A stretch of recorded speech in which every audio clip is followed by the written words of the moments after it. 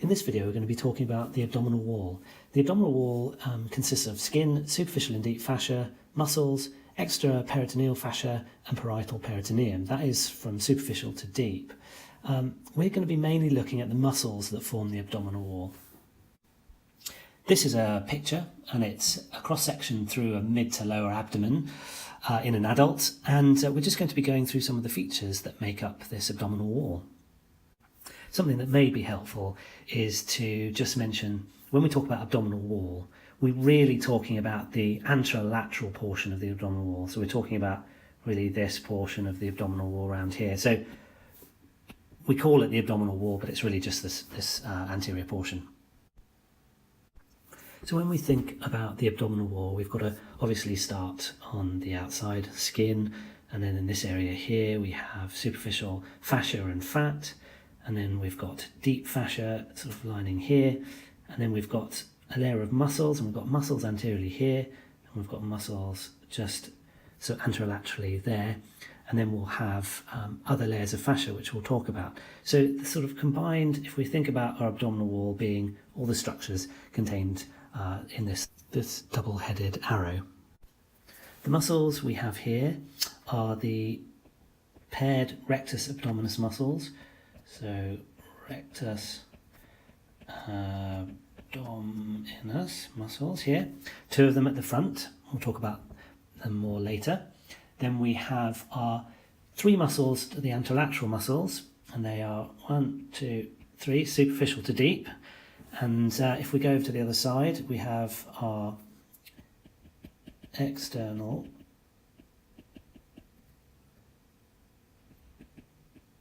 oblique there, our internal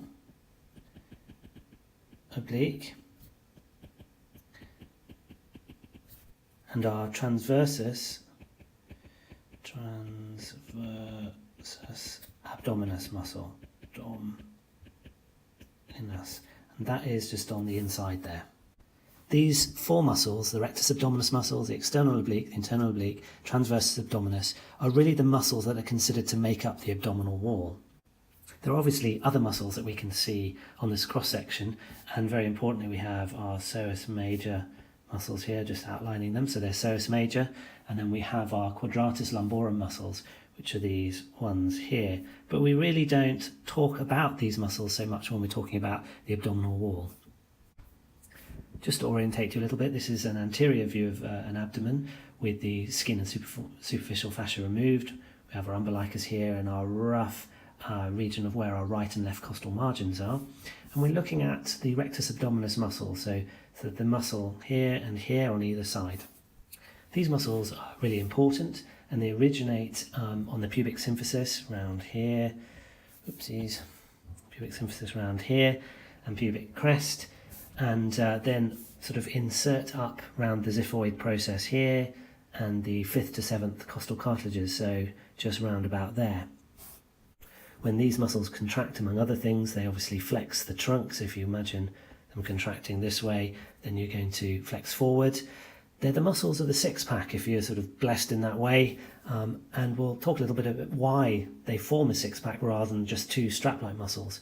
But you see here you actually have thickened fascia that we call tendinous intersections, and they divide these muscles up into, in this case, 6 portions. So 1, 2, 3, 4, 5, 6. So these are the anterior muscles, the front of the abdomen, the rectus abdominis muscles.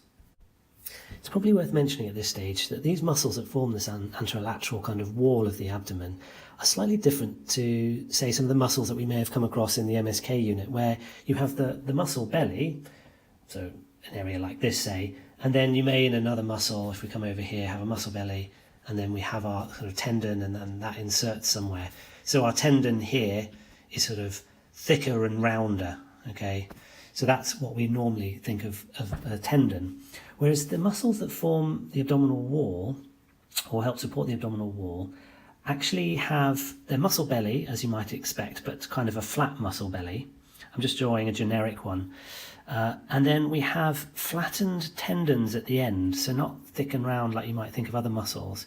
And we call these tendons aponeuroses. So when you hear the aponeuroses of, say, external oblique or internal oblique, it's this flattened tendon area here. So when you're looking at this picture and you're thinking, what are all these sort of white bits? What are all these flattened areas here, the white bits here and here? These are the tendons of the muscles, but they form sheet-like aponeuroses instead of traditional tendons that you might think of. So the rectus abdominis muscles are actually enveloped in the tendons of the muscles lateral to them. So if we think of these muscles here that we'll talk about in a minute, the rectus abdominis muscles are actually inside what we call a rectus sheath. And this sheath is the tendons of these lateral muscles that actually envelop it. So we've actually removed some of the rectus sheath anteriorly here so we can see these rectus abdominis muscles. But what you can see here is that after these muscles are enveloped on both sides, these aponeuroses fuse in the midline here, leaving us this sort of thickened white area here. This area runs from sort of top to bottom here, and it is called the linea alba, which means it's Latin for white line, which makes sense looking at this picture.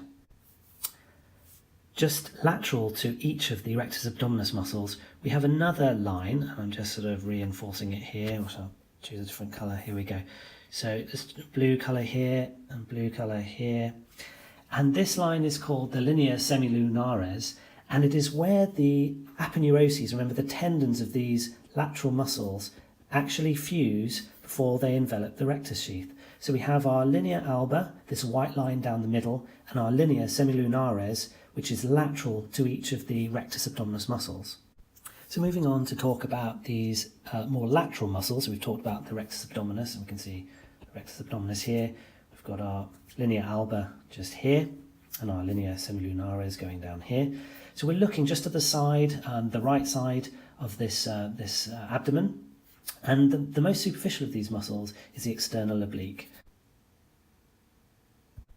The fibres of external oblique, as you can see here, run sort of inferior and medial, sort of hands in pockets sort of direction. If you can imagine putting your hands in your pockets, then external oblique sort of goes in the same direction. We have the muscle belly of external oblique in this sort of zone. And then we have the aponeurosis, remember this flattened tendon of external oblique coming sort of just in this area here, and it's been cut. There we go. The external oblique originates on the external surfaces of the 5th to the 12th rib. So roughly this area here, and inserts via its aponeurosis into the linea alba, as you can imagine all the way down here, the pubic tubercle, and part of the anterior iliac crest, so you can see it just there. Part of the lower edge of the aponeurosis of external oblique between the anterior superior iliac spine and the pubic tubercle actually forms the inguinal ligament, so sort of roughly in this area here. The function of external oblique, apart from to maintain sort of abdominal tone and to help position the abdominal organs, etc., obviously it can flex and rotate the trunk and is actually also used in forced expiration. The internal oblique muscle here, or this muscle here, lies deep to external oblique. This is external oblique here, external oblique here.